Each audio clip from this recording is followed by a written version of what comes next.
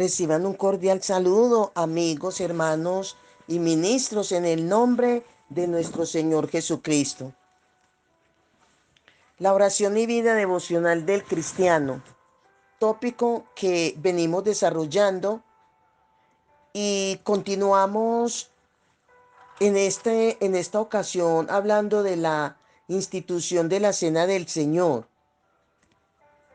Y comienzo diciendo que la Cena del Señor es un acto de celebración y de júbilo, no de conmemoración, donde los creyentes se apropian por la fe de los beneficios adquiridos por Jesús en su muerte y resurrección.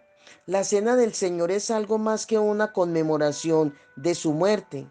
No es recordar su muerte, sino es un acto de recordar, eh, no es un acto de recordar tanto su muerte, sino el triunfo que obtuvo sobre la muerte y los beneficios adquiridos por dicho triunfo.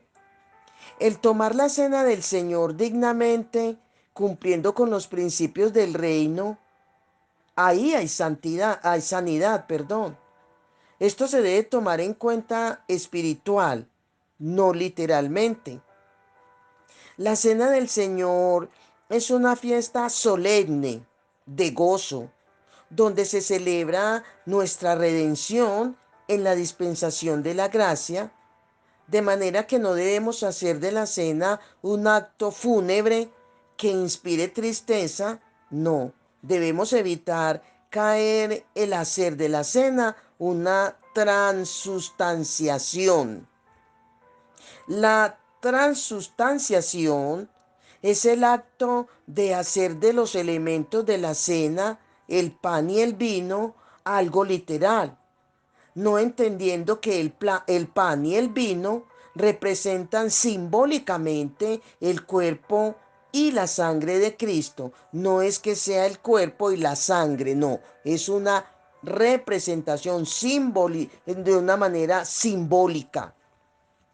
Hay que tomar en cuenta que el término "este es mi cuerpo", que Jesús utilizó en el pasaje cuando estaba tomando la cena, en el griego es de género neutro y por esta razón concuerda con cuerpo y no con pan.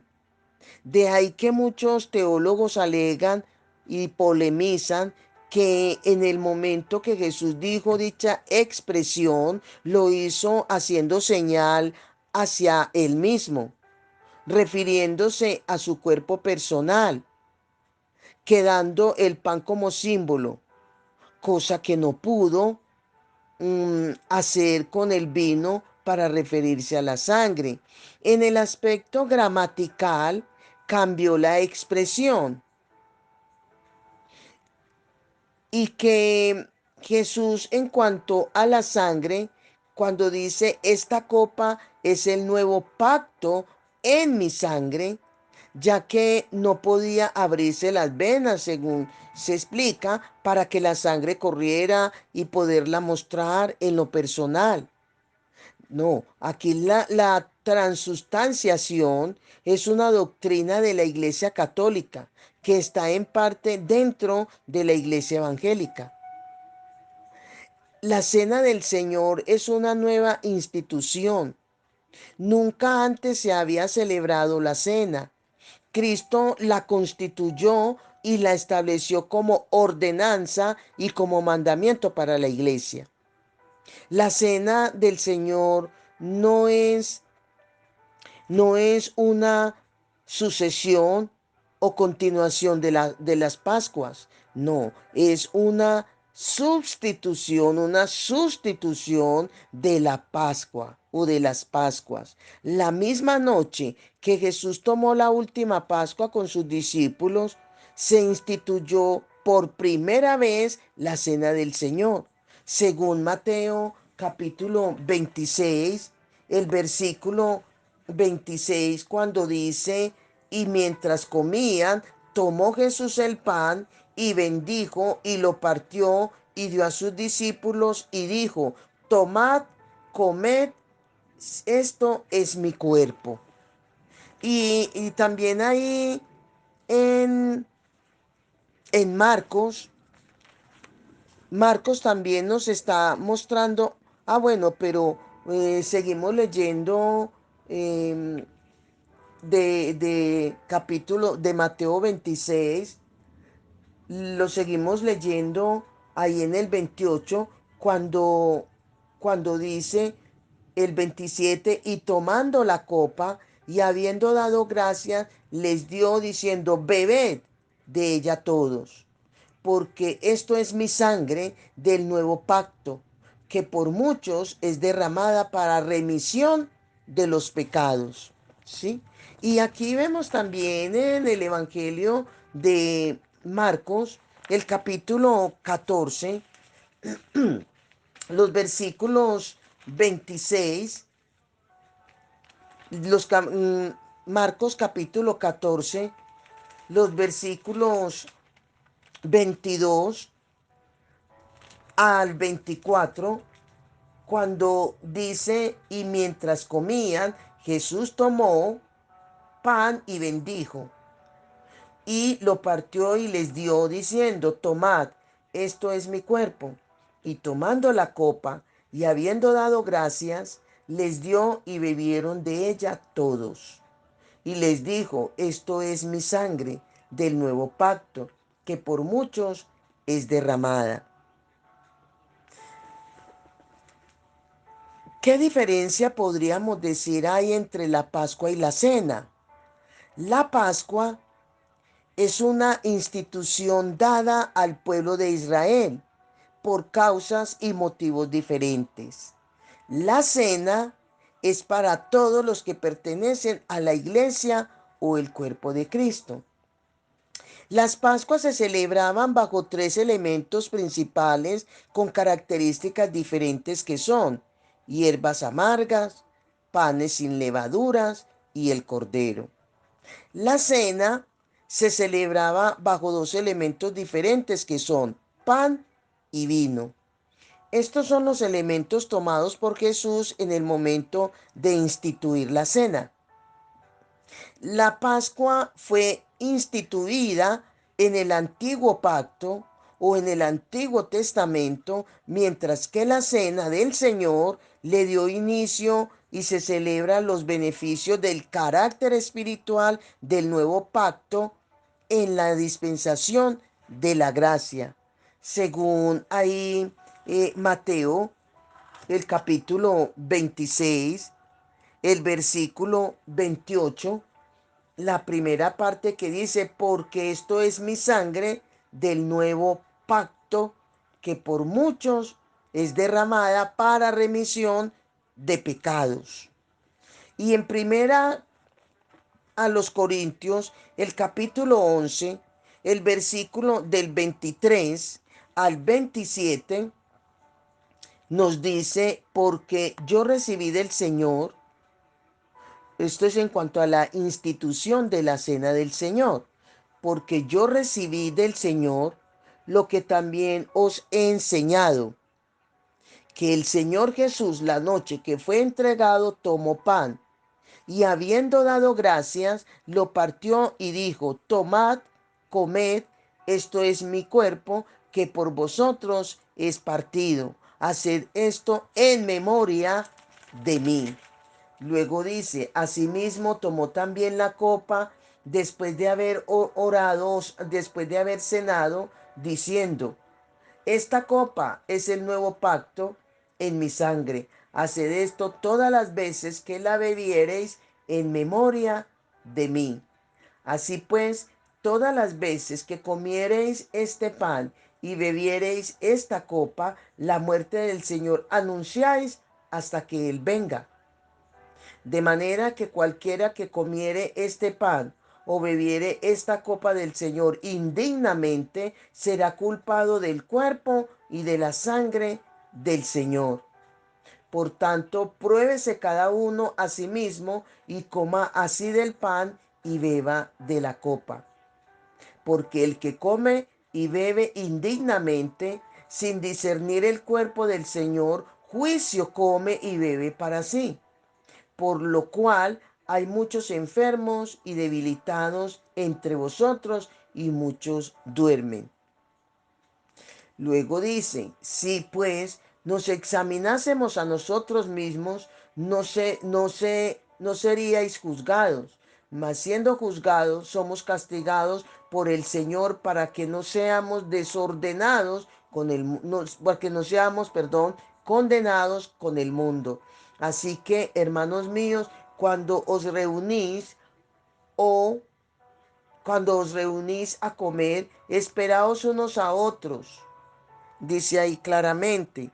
Y dice el 34, si alguno tuviere hambre, coma en su casa, para que no os reunáis para juicios. Las demás cosas las pondré en orden cuando yo fuere, dice el apóstol Pablo a la iglesia de los Corintios. ¿Cómo se debe tomar la cena? Es la pregunta. Ahí es muy claro lo que acabo de leer en primera carta a los Corintios capítulo 11 del 23 al 34. Para participar de la cena en una forma apropiada y no quebrantar principios, debemos tomar las características de tres términos para obtener sus valores. Términos que el apóstol Pablo mencionó en el pasaje que acabé de leer de primera carta a los Corintios capítulo 11 del 23 al 34. Y aquí estos términos son indignidad o indignamente. Habla de indignidad, habla de discernir y habla de probarse. Debemos tomar en cuenta qué es dignidad y por qué se da la indignidad. ¿Qué es discernir y qué es lo que voy a discernir? ¿Qué es probarse y de qué me voy a probar? Pablo dice que para tomar la cena dignamente debo discernir lo que estoy haciendo, pero para discernir y no estar en indignidad, debo probarme a mí mismo para que haya una aprobación y sea apto para lo que vaya o para lo que se vaya a hacer. Una vez que quede aprobado, producto de la prueba, tengo la capacidad de discernir. Al discernir, podré tener pleno conocimiento de mis actos. Al conocer lo que hago, me da dignidad y propiedad para hacer lo que estoy haciendo. Ahora bien, discernir. Este término del griego significa diacrino, que tiene que ver con separar, hacer diferencia entre una cosa y otra. Tiene que ver con distinguir, examinar, tener entendimiento. Cada uno de los elementos de la cena encierra un significado que proporciona unos beneficios. En la celebración de las Pascuas se tomaba en cuenta tres elementos: las hierbas amargas, vuelvo a repetir, los panes sin levaduras y el cordero. Cada uno de estos elementos tenía un significado con ciertos valores y propiedades. Cuando los israelitas tomaban las Pascuas, ellos tenían que hacer memoria, que es discernir, al consumir cada uno de estos elementos. Tenían que hacer memoria de los beneficios adquiridos en el día de la expiación. Cuando comían las hierbas amargas, hacían memoria y eran agradecidos de haber sido librado del yugo de esclavitud. Por eso los mandó comer hierbas amargas. La amargura de estas hierbas les hacía recordar por la amargura que pasaron sus ancestros. Cuando comían el pan sin levadura, entendían su destino como pueblo separado en consagración para Dios y sacados de en medio de un pueblo pagano. Cuando comían el cordero, era en acción de gracias por la prolongación de la vida al ser libre del ángel de la muerte. Todos estos actos que los israelitas hicieron sobre los elementos se le llama discernir. El no hacerlo bajo estas pautas es entrar en indignidad. En cuanto a la cena, esta se celebra bajo dos elementos, que es el pan y el vino. Cada uno de estos elementos encierra unos significados que nos dan unos beneficios.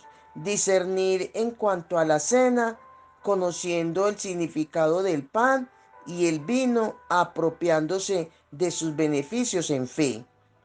A los niños no se les debe dar la cena porque ellos no saben lo que significa, pero si un niño entiende y acepta el plan de salvación, puede participar de la cena. Pero cuando hablamos de un niño, es un niño, por decir, de unos 8 años en adelante, ¿sí? Que son, mm, están ya en la capacidad de entender lo que se le enseña.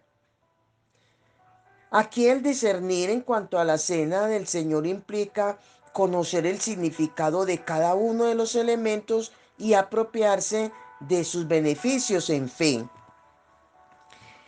Ahora bien, el creyente debe tomar el pan que representa el cuerpo herido y flagelado de Jesús y apropiarse en fe de los beneficios que trajo dicho sufrimiento. Sabemos que en Isaías capítulo 53, y vamos a leerlo, Isaías 53, los versículos 4 y 5, cuando dice, ciertamente llevó él nuestras enfermedades y sufrió nuestros dolores, y nosotros le tuvimos por azotado, por herido de Dios y abatido. Mas él herido fue por nuestras rebeliones, molido por nuestros pecados, el castigo de nuestra paz fue sobre él, y por su llaga fuimos nosotros curados. Aquí dice que por el castigo, herida y llagas, nosotros fuimos curados. Todo esto se dio en su cuerpo, que fue representado por el pan, que al tomarlo y comerlo, debo apropiarme de este beneficio, renunciar a la enfermedad y vivir y tener una vida sana y digna al sacrificio de Jesús.